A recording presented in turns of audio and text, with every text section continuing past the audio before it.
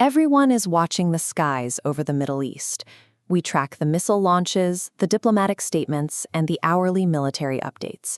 But almost nobody is asking the question that matters most to ordinary people. What is this war doing to the global economy? Behind the headlines, an invisible economic shockwave is threatening jobs, wiping out savings, and driving up food prices on every continent. For 50 years, the global economy rested on one unshakable assumption: cheap energy would flow endlessly from the Persian Gulf to every nation. This conflict triggers the permanent demolition of that global economic foundation. We are entering a period of massive reorientation, where the impact on your life will be dictated by which side of the resource divide your country falls on. The era of easily accessible, deeply discounted fossil fuels is ending. Because modern supply chains run entirely on that fuel, this disruption is a permanent structural shift in how the world does business, not a short-term delay.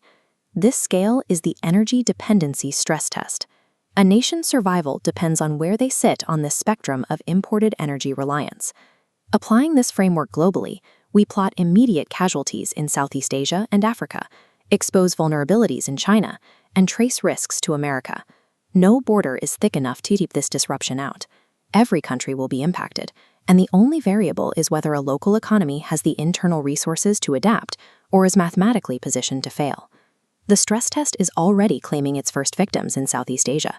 In cities like Bangkok and Ho Chi Minh City, gas stations have run dry. People are forced to work from home because there is literally zero fuel available for their motorbikes. Thailand, Vietnam, and Malaysia built their wealth by manufacturing and exporting goods. But factories, transport networks, and shipping ports physically cannot operate without dense energy. With the fuel taps closing, their entire economic model is grinding to a halt. Then we look at Africa, a continent carrying a massive, unique vulnerability. Many African nations rely on complex global supply chains to import the base calories required to feed their populations.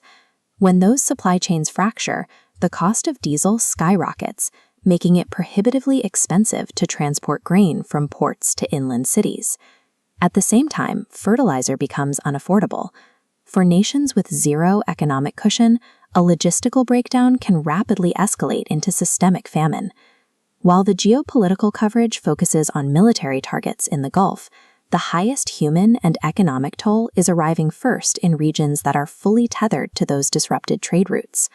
Next is India. For years, global businesses have invested in India as an alternative to Chinese manufacturing. But there is a massive problem. India imports 60% of its oil straight from the Gulf. At the moment India was supposed to take over as the world's factory floor, the energy required to power that ambition is vanishing.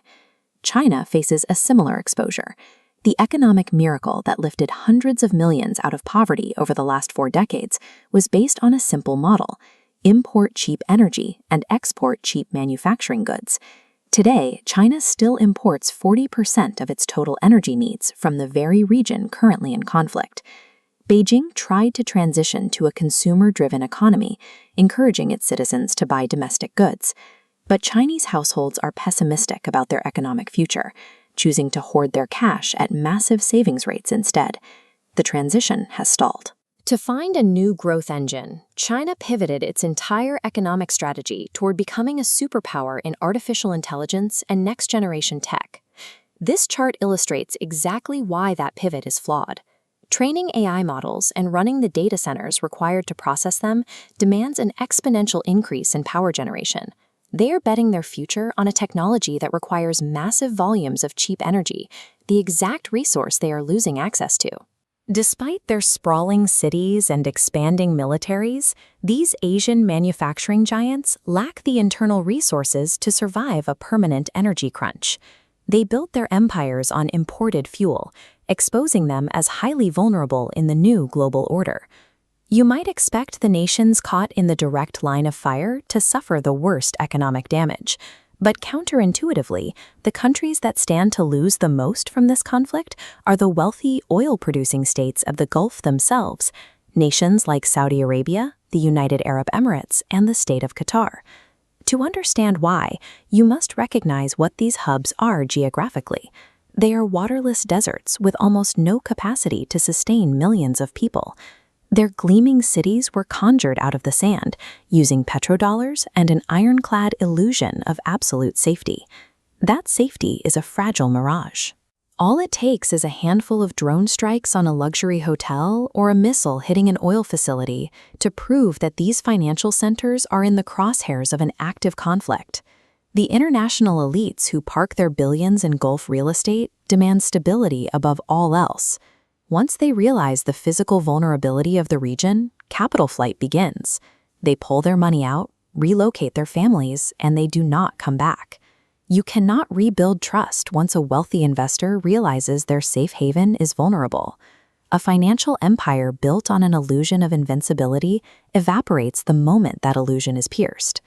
By comparison, the United States looks like an impenetrable fortress.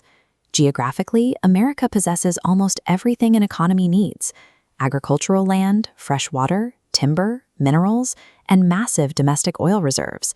It doesn't rely on a vulnerable strait halfway across the world to keep its lights on. But America has a massive vulnerability hidden on its balance sheet. Its global dominance is tethered to $39 trillion in national debt, a burden that is sustained by the petrodollar system. This diagram explains how that recycling mechanism works. The Gulf states sell their oil in US dollars. Because every country needs oil, every country is forced to acquire dollars. The Gulf then takes those massive dollar earnings and reinvests them right back into American financial markets, continuously buying up US debt. This cycle creates a permanent, forced demand for the dollar, allowing the American economy to borrow trillions from foreign nations to fund its own operations. But this system depends entirely on the Gulf's participation. If the region falls under hostile influence and abandons the dollar for oil trades, the recycling mechanism snaps. America has enough wheat and oil to ensure its citizens will never starve. But without the petrodollar artificially propping up its debt, the financial mechanism that funds its military supremacy and domestic spending faces a total systemic collapse. For half a century, the global arrangement was based on a simple trade. The West consumes and the East produces. That arrangement is dead. This interconnected machine only functioned because it had access to a seemingly infinite supply of cheap Gulf oil, combined with secure trade routes to transport finished goods. Both of those pillars have now crumbled. The brutal mathematics of the emerging economy favor geography over globalization.